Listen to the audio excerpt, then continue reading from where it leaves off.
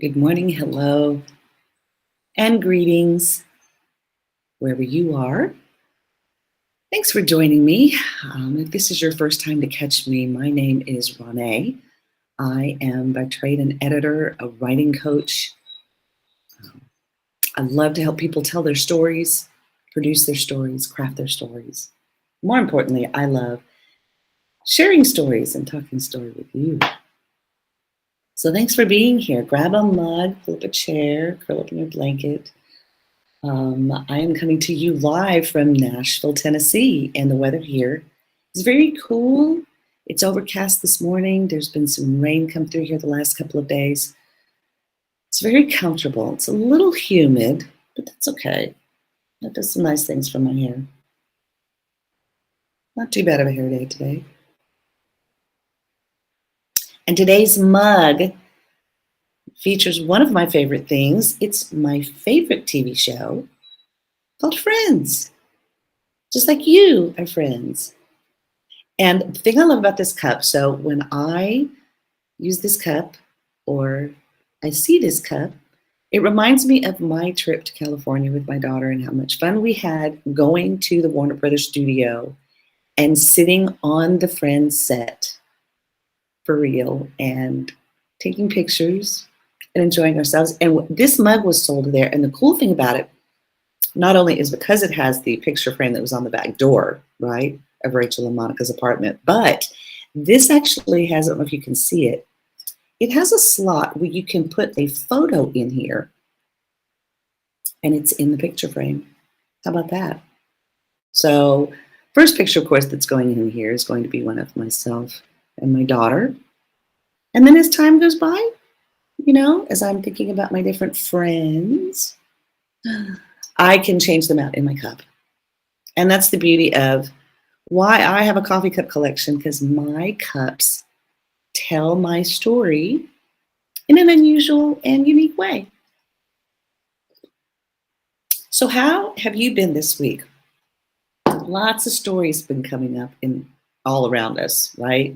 If you follow social media or you see in the news, there have been so many things that happened in this last week that are stories that we follow or that we'd like to read about.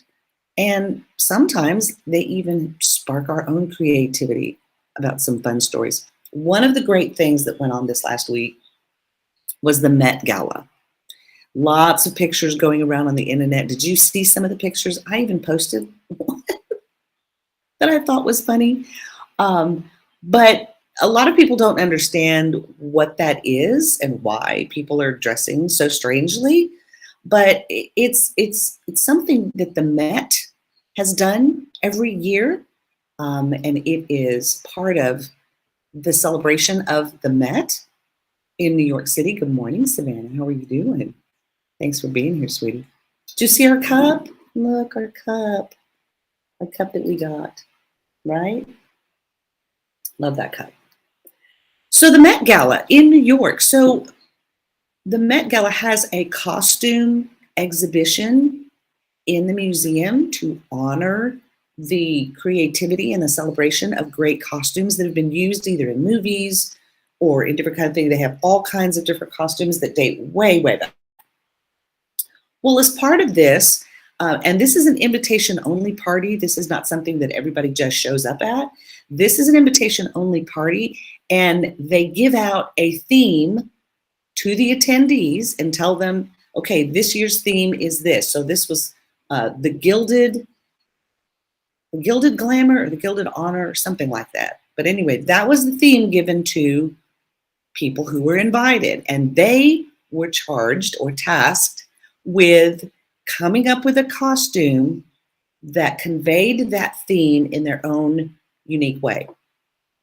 And so this is why pictures started flying across social media of all the different outfits, all the different costumes, some of them that were really strange, some of them were really amazing. And it's fun to see people express their creativity through fashion, and that's what that was honoring. So my favorite, of course, of the whole thing was Blake Lively's color-changing dress. If you didn't get a chance to see it, look it up on social media. Just put Blake Lively Met Gala, and you will see her dress. So it's fashioned where it's one color, one way, and then within a few minutes, a couple of people come up, they unhook certain things, they do, and all of a sudden, when the train is let out, it changed to a beautiful teal color. So beautifully done, so creative. And her husband, Ryan Reynolds, was quite taken with it because I'm not sure, but because of the way he reacted to it, I don't think he saw it until it was on the runway, which was great. And they were co-chairs of this event. I believe this helps raise money for the museum.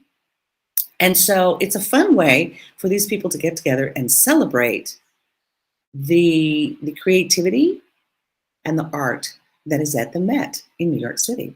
So that was a big story that happened this week. That was fun. And lots of, now there are memes going around of especially the Kardashian girls. One of them I posted because it was just funniest thing. I should have just pulled up a picture of it. But anyway, if you Google the pictures of the Met Gala, there's so many of them to scroll through, different interpretations of the theme by different celebrities. Kim Kardashian wore Marilyn Monroe's iconic dress that she wore the night she sang Happy Birthday to President John F. Kennedy. That costume, that dress has been at the Met. It's been carefully guarded because of its age and the heaviness of the beading that's on it. Kim had to have special people come in, the dressers, the people from the museum that helped her put that on. It was only worn on the red carpet, and then she had another dress that she changed into. And so, of course, there were all kinds of stories centered around that, like Kim losing 16 pounds so that she could fit into this dress, and people going off about the dangers of how she did it. And I thought she looked great. People were also a little sort of, taken with the fact that Kim took a dress out of a museum that's a very iconic piece that could, any damage to it. I think she used a lot of wisdom and worked with the people at the museum to do this the right way. Kim usually, if she's going to do anything, it's going to be done right. It's going to be done top notch. She's going to look amazing in it. She's going to take care to do all the safe things that need to happen to protect something like that. But no one has worn that dress since Marilyn Monroe wore it, and she did. So I thought that was fantastic. Lots of different things, lots of different styles, just to see the designers' creativity and interpretation of the theme. So that's an interesting story. Of course, another big story that's going on is the leak of the document from the Supreme Court about some of their opinions that they send back, and there's a procedure that they use when they are discussing or considering cases. And so this story has got leaked out, caused a lot of fire in social circles. Of course, we know we've seen it on social media. Some of our friends. I woke up yesterday to, and I'm not, I try not to get involved or start any kind of garbage on my social media pages. I just don't want that kind of stuff around me. But I will post things that will speak to my thoughts and feelings, but I'm always going to put a funny or some kind of satirical twist on it. So, don't get your panties in a wad, guys. There's so many more important things. There's so many important things that are going on in this world. So people feel strongly on both sides of this point. That's creating a lot of stories out there. Some of them are true. Some of them are not true. And that's the hard part, is trying to disseminate between stories that are fiction and stories that are nonfiction, right? The stories come in two categories, fiction or nonfiction. Either they're real or they're not. Now, fiction can be fun. Fiction can be entertaining. Fiction can be educational when we base it on real things or on facts. Happy Mother's Day, Andrea. Thanks for being here, my friend. Happy Mother's Day to you. And yes, it's Mother's Day weekend. That should be the biggest story of all weekend. And there's lots of feelings on both sides of that. There are people who have lost their mothers recently or in the last few years. And so this holiday is difficult for them because they are remembering someone that they've lost.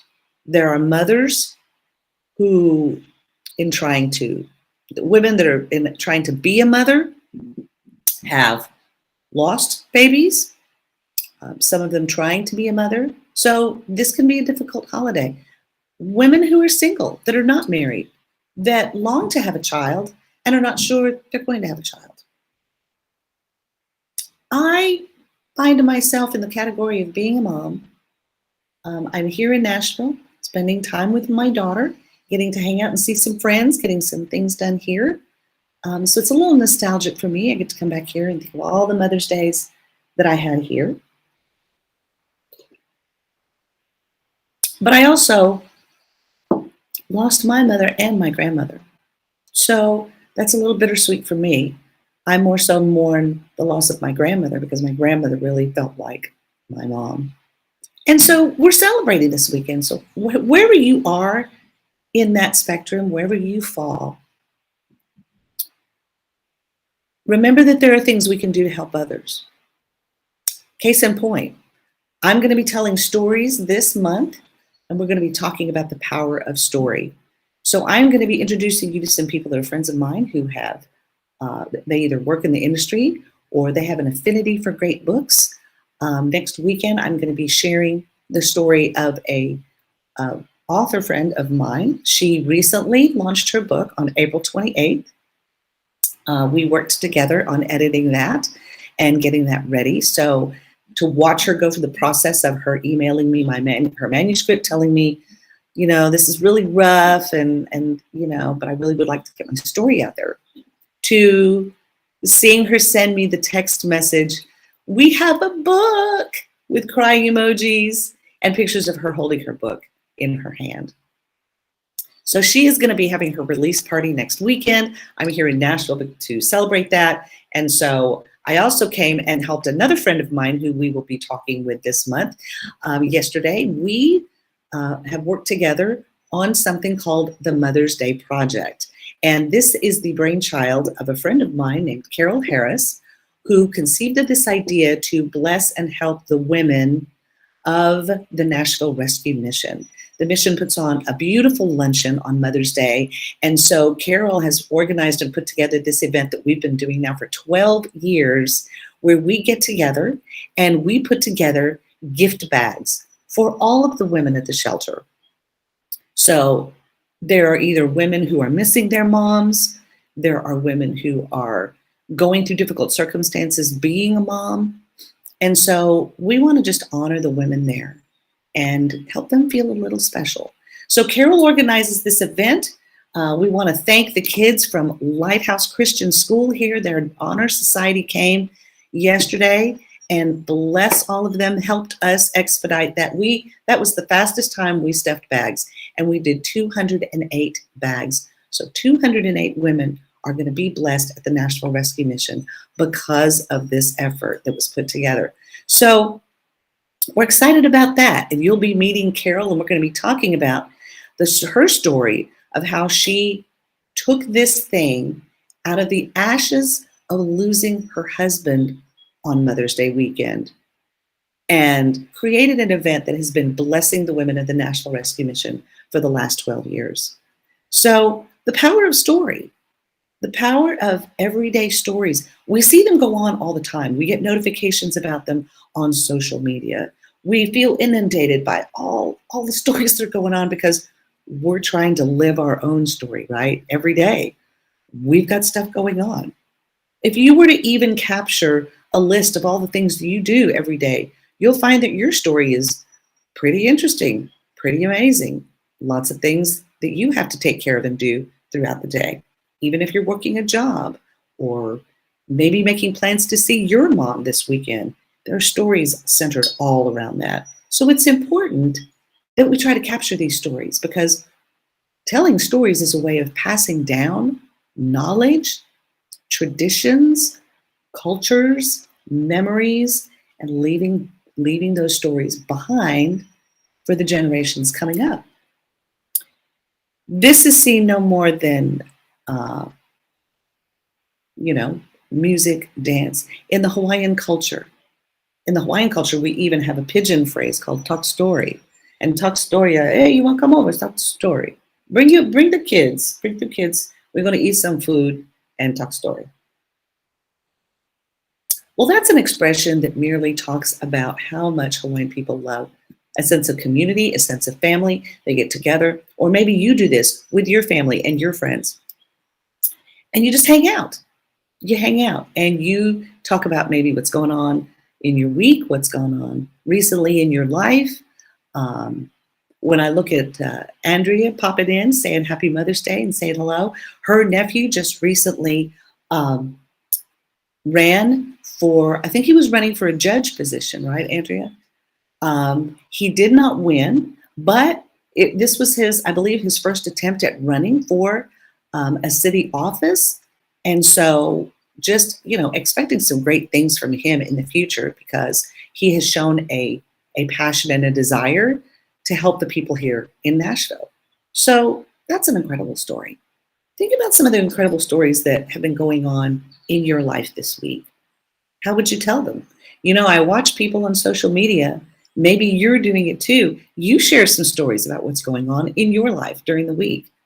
Those are seeds of a great story. You can take those stories and develop them into something really interesting. Maybe a collection of little stories about your family that you could give to family members as a Christmas gift. But the power of story. Stories can change the fabric of our world. This situation with the leak from the Supreme Court and the case that they are wrangling with, right? This has been a case that's been in place since 1973. And as time changes, as culture changes, things change, ideas change, laws change. And so there have been those on the side of wanting to fight this because it deals with abortion and the ending of life. There are others on the other side in cases of ectopic pregnancy or rape and incest or things like that, where that situation is a little different. And so people have a different feeling about the abortion stand. So there are stories going on that are so powerful, they can change our worldview and change the way we see other people. Because through great stories that we read, stories that I read in my book club with my book club people, the stories that we read change us. You read about characters, you read about places, you read about situations, you read about how these characters felt and handled themselves in those situations. It's almost like an experiment, a test case, if you will, to work out some feelings and some thoughts and some ideas before they're actually integrated and implemented into our world. Some stories can be dangerous. Some stories can be harmful to others. Some stories can be so inspiring that they lift people out of desperate situations and help them change their lives, like my friend does for the women of the Nashville Rescue Mission. Just one act of kindness on a Mother's Day at a luncheon at the shelter might be the thing that changes some of the lives of these women who have found themselves in precarious situations. So, the power of story. Stories have the ability to uplift or destroy. Our words are powerful. The Bible even tells us that life and death are in the power of the tongue. We have to be very careful how we use it because we're impacting lives with our stories. So I'm going to be sharing some great stories this month. That's kind of the whole focus of what I'm doing because I've been able to work on some great stories these last few months. I've got some other people who are working on developing their stories and getting them ready to share with the world in different formats. I'll be talking, hopefully, I'm waiting on a confirmation, but talking to a friend of mine who has a podcast, and she deals mainly in young adult and children's literature. And that's a field that I've been really interested to tap into. I follow her podcast and listen to her recommendations. She became a mommy here in the last year, so a lot of her book recommendations start at birth and go all the way up to younger adult readers. So I can't wait to dive into that and find out a little bit more about stories for our littles, stories for our kids, stories that are impacting their minds and shaping the way they see the world.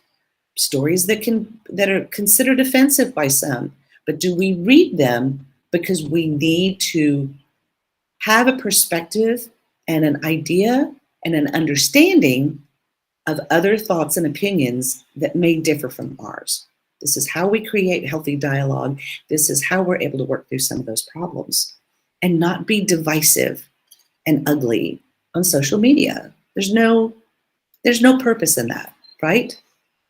But great stories, connecting you to some great people. So that's what I love to do in my book club. We read some great books. We talk about them. We have such a wonderful time in book club, just kicking back for the evening, talking about how we feel about the story. I have lives twice a month for our book club readings because we do one about halfway through. It's really fun to hear everyone's perspective on the direction of the story, the development of the characters, what we think we would do in that situation. That's the whole purpose in reading a great book and discussing it with someone, right? With a friend. So I've got some really fun books lined up for the summer. I thought I would share them here with you. If you're interested in joining book club, you can join us. There's still time. It's only May 7th. You feel free, you can pop on in here and join the book club. I'm going to put the link up here. But these are some of the books that we are reading for summer. So I'm super excited to announce this. I'm announcing it here. My book club people don't even know, except for Savannah, who's in the other room. But these are the books I have lined up for the summer. I'm super excited because one of them, Reese Witherspoon's book club, is actually doing it this month. So I was like, dang it, she beat me to it. But I'm excited to know that because if it's a Reese Witherspoon book pick, then it's obviously going to be a great read. So if you want to join book club, this is a great time to do it, to read some great stories. We're going to have some great discussions. So for the month of May, we are reading the book, The Personal Librarian. This is co-authored by Marie Benedict and Victoria Christopher Murphy. This is the story. Now, this is a fictionalized account, but it's based on the story of a real person. And her name was Bella DaCosta Green. She is the woman responsible for collecting and organizing and curating the library that became the Morgan Library in Manhattan. If you've seen the movie Beauty and the Beast, and you know when Beast takes Belle to the library and opens the doors and shows it to her, and she just is like, oh, look at this library full of books. Well, that library was based on the Morgan Library in New York. So how fascinating to know that that was a real place, looked similar to that, and it's part of a museum now. So this is the story behind the woman we don't really know about or hear much about, but this is her story and how she was involved in creating this library collection at a time in our world when things were really different, when people saw things differently and people even saw other people differently. So the personal librarian, that's for the month of May. You'll want to grab a copy of this. I will put links in the comments below after the broadcast where you can get copies of all of this. I'll be sharing this on my socials, so you'll get notification of these books, but can't wait to dive into this with you. You can join the book club, pick up a copy. One of my book club members messaged me yesterday and said, I already finished it. I was like, wow, she wins an award for finishing a book club. Right, Savannah? Oh my gosh. When she messaged me, she messaged us in the thread. I was laughing, and she's already read it, but she's traveling this month as I am. And so I think she wanted to get this out of the way, but she said it was so great that she couldn't stop. She just read it all the way through. So I'm super excited about that. So the personal librarian for the month of May, you can still join us. Then the book that we're going to do next month for the month of June, and this is the one that Reese Witherspoon has for her book club collection, for her book club this month. Now, if you do Reese's book club and then you want to join ours for discussion, you can do that. Just don't give anything away. No spoiler alerts. But this book is called The Dictionary of Lost Words. It's a fun story having to do with how the Oxford English Dictionary was created. Let me pull up here.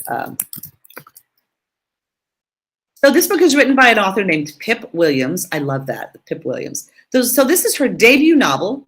Pip Williams is from Australia. It was 6th on the list of Australian fiction bestsellers for 2020, and has sold thousands of copies.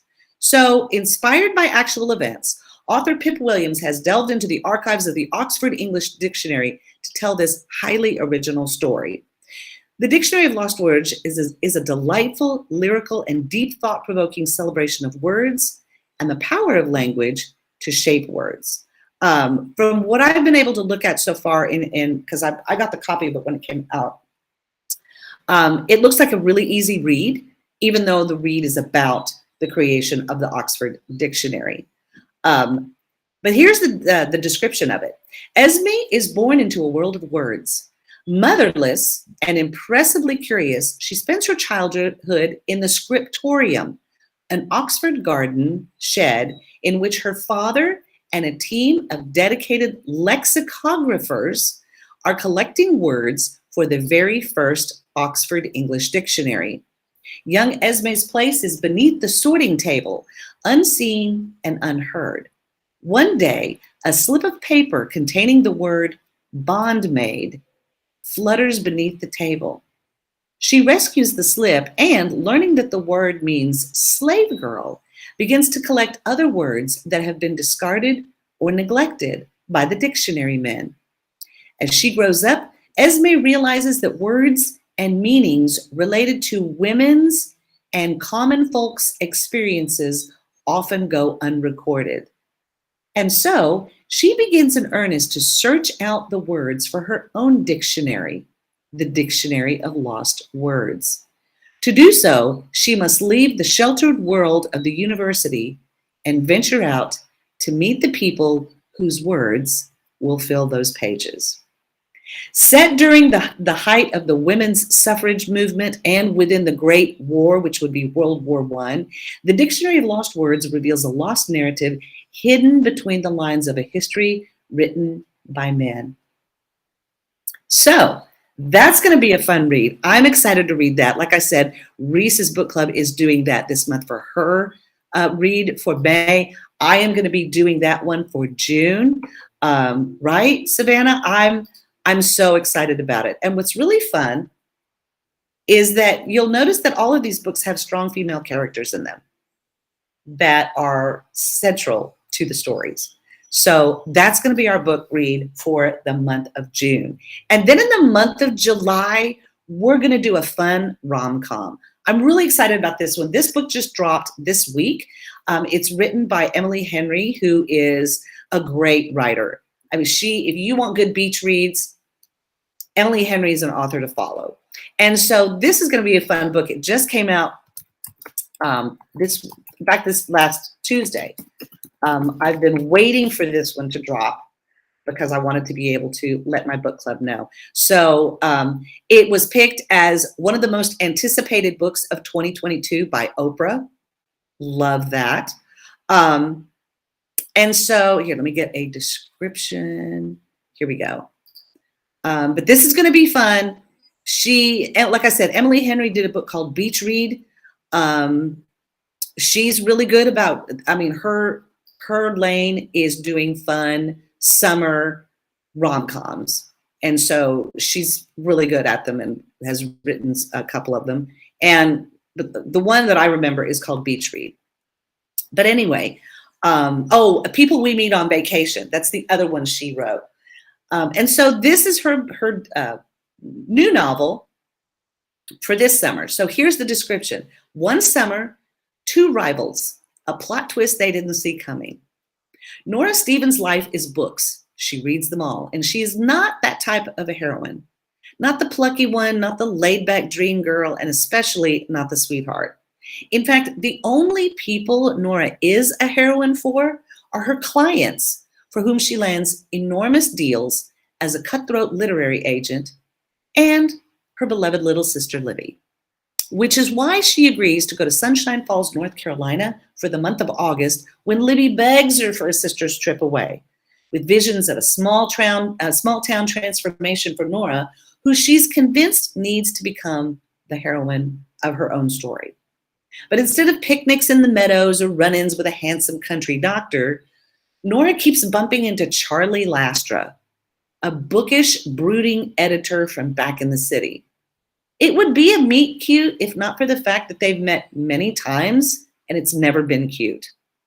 If Nora knows she's not an ideal heroine, Charlie knows he's nobody's hero. But as they are thrown together again and again in a series of coincidences no editor worth their salt would allow, what they discover might just unravel the carefully crafted stories they've written about themselves.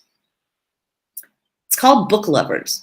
I can't wait to read this one for the month of July. That is going to be our summer list of books for the book club. And so by reading great stories, you learn how to tell a great story, to write a story of your own. Maybe you've been doing that already. Maybe you have a story idea. Maybe you've already fleshed some of this out and you want to kind of see where you can go with that. I have connections to literary agents.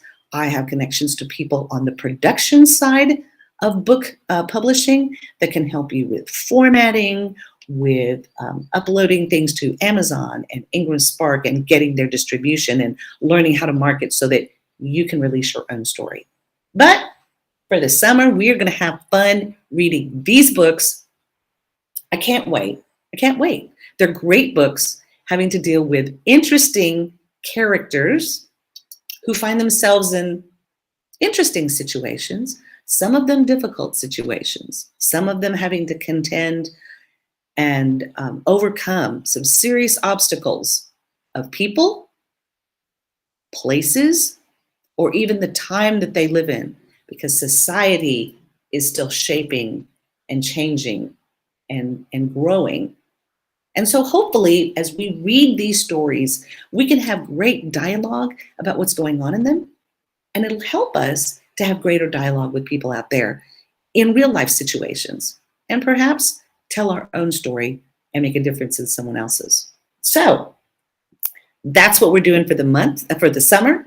For the month of May, again, we're reading the Personal Library. For the month of June, we're reading the Dictionary of Lost Words. And then for the month of July, we're reading Book Lovers. That's our summer reading schedule. I can't wait. The power of a good story to set the tone for our summer. Are you planning to have a good summer? I am planning to have a wonderful summer. It's already shaping up to be a busy summer, though. Not too busy, but I hope to just enjoy it, make some new memories, get some things taken care of. I'm here in Nashville for a week. I'm going to be seeing some friends, but I'm also going to be doing more work on our house here because there's always something to fix or clean or toss or purge, right? So I'm doing more of that here. But if you would love to schedule some time with me and have coffee and talk about your story, I would love to know that. You can go to my contact page. I'll put the link back up here. And if you've got a story that you are interested in sort of fleshing out, maybe you'd like to see your book with a cover like this, where I can talk about your book and introduce you and talk about the process of what it was like to get your story crafted, right? So one of these books might be something you'd be interested in reading. You can join my book club here. You can also schedule just some time to chat. If you would like to have a cup of coffee, talk about some story ideas, maybe some things you've been thinking about. Maybe you have a student who is a writer and wants to sort of dip their toe in the real world and find out where their writing skills can go. Or maybe you just need to polish your own writing a little bit so that when people read your stuff on social media, they don't cringe or make a meme out of it. But more importantly, remember, your story is important. It's important to you, and it's important to somebody out there. You never know how much your story can make a difference in the lives of others. You've made a difference in mine just being here with me and sharing coffee and tuning in to chat for a little while. So I hope that you've been encouraged. I hope you'll pick up one of these great books. Like I said, I'm going to drop the links below here and let you know how you can grab these. Support your local bookstores. Go in and ask them, do you have these books? Because I really want to get them for the summer so I can read along with Renee and her book club. Okay? So check it out. Find a good story. Relax with a good story. Maybe get some of these stories, pick them up in your local bookstore, and give them to your mom this weekend as a gift. Books are always a great gift idea. Share a little bit of story with someone else. Celebrate the story of your mom, whether you're celebrating with her in person or honoring her this weekend. And shout out to all the mamas out there who are doing the hard work, taking care of those kiddos, managing their families. And some of you who are doing it by yourself. That's the cool thing that we're going to talk about with my author next week. She's going to share her story of suddenly becoming a single mom with a newborn and how she transformed her life from a messy situation into a happy situation. So that'll be a neat story to hear. I hope you'll tune in next week and hear her story. In the meantime, don't forget, pick up some good books. If you don't participate in the book club, my feelings will not be hurt, but at least pick up these books or try to read them over the summer. I guarantee you, getting a good story into you will help you get inspired to create your own maybe, or share them with others, right? So happy Mother's Day weekend, everybody. Hope you have a great one with your family. Get out there and share your awesome story today. Ask your mom about the story of the day you were born.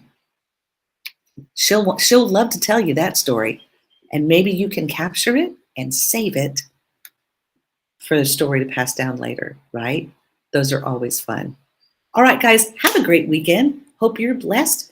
We'll be tuning in next weekend, like I said, where I'm going to be interviewing my author and client, Veronica Colon. She's going to be sharing her story called Half-Baked Love, Navigating the Messy Middle of Divorce, and talking and sharing a little bit about her life story. And I can't wait for you to hear it because we're going to be talking through what her writing process was, what it was like to get her book done, and how she felt holding it in her hands for the first time. So I can't wait to share that with you and share more about telling and crafting your story so you can bless others. All right. Take care, guys. Have a great weekend. I'll see you back here.